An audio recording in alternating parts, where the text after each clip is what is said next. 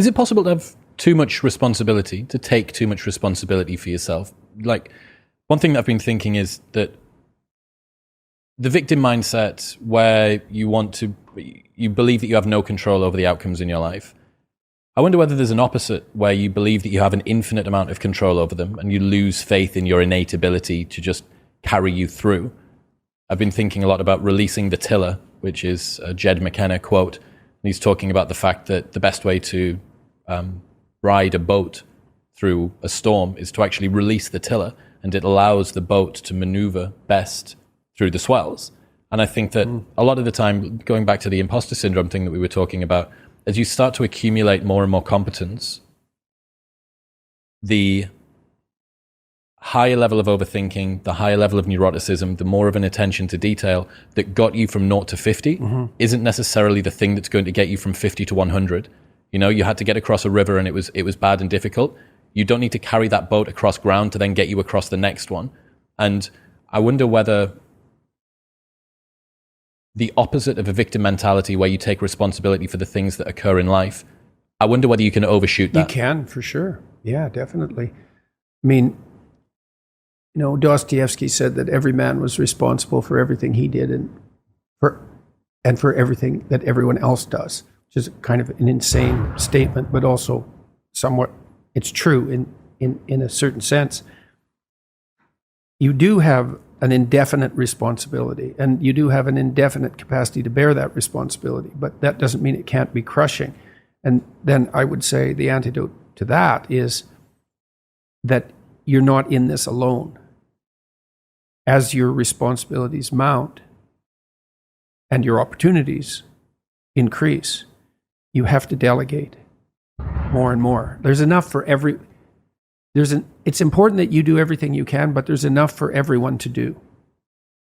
And so you might say, well, the heroic path is one that leads to universal redemption, and that's true. And you might say, well, that's all on you. It's like, it is in a sense, but then the problem that you just described comes up. Shouldering too much burden. Well, it can crush you. It can be unsustainable, right? You can torture yourself for not doing it well enough. And it is up to you, but it's not up to you alone. It's not up to you alone.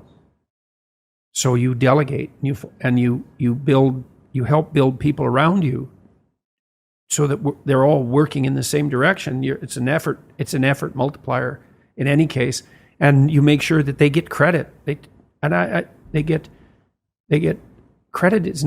Credit's good enough. It's not exactly right. The rewards are in accordance with their efforts, and you can distribute that. You know, because there's also a narcissism that can come along with that, which is, well, it's all up to me.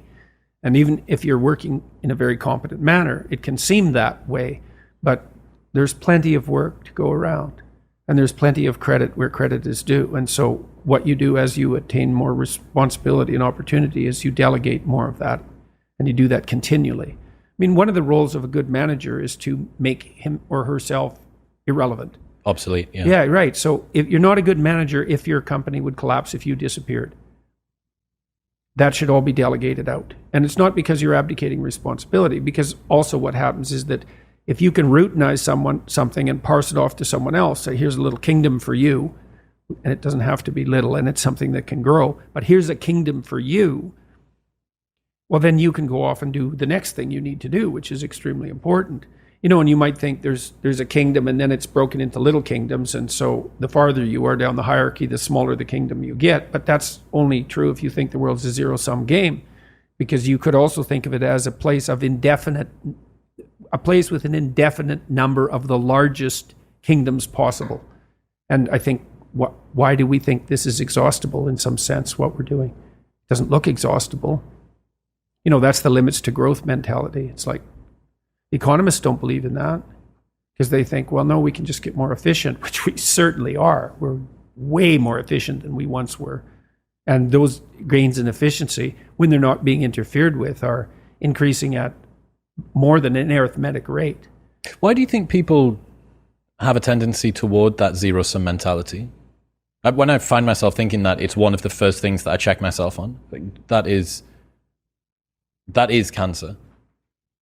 Yeah, well, I mean, there are elements of life that have a zero-sum element. I mean, if you're competing with another man, for example, to marry a particular woman, that's a zero-sum game if you only think of the game as including you two and that woman.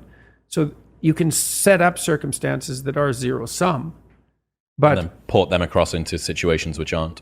Yeah, well then, but to take that metaphor of zero-sum game, where there has to be winners and losers because there's a finite number of resources, is to assume that the rules of that game are the rules that govern the set of all games. And that's just not true. Games are infinitely multipliable. I mean, you can invent a new game. People do that all the time. The man who invented Catan, which is a game I really like to play, it's a very popular board game. That didn't exist until he invented it. Now, thousands and thousands of people play it, and he made a fortune from it. It's like that game never existed. So there doesn't seem to be any limit to the number of games we can invent.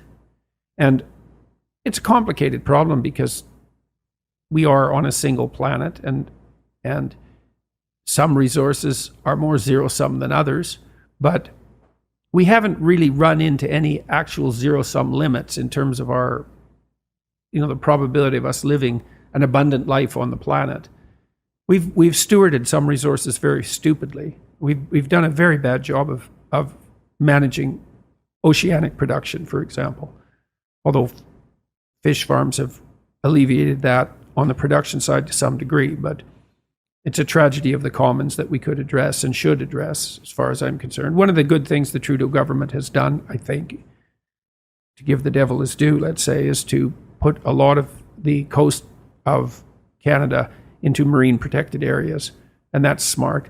We have to be smart about our resources, but that doesn't mean they're zero-sum, and certainly doesn't mean the world is a zero-sum game. And that's a Malthusian idea, that population will grow till it consumes all available resources and precipitously collapse. And then why do we think apocalyptically? It's, well, because things do come to sudden ends.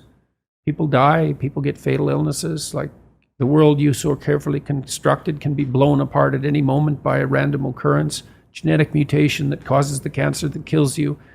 Life has a fundamentally apocalyptic aspect. And we do understand that because we're self-conscious, and then it's very difficult not to apply that kind of apocalyptic reasoning to things as such. The world's going to burn up.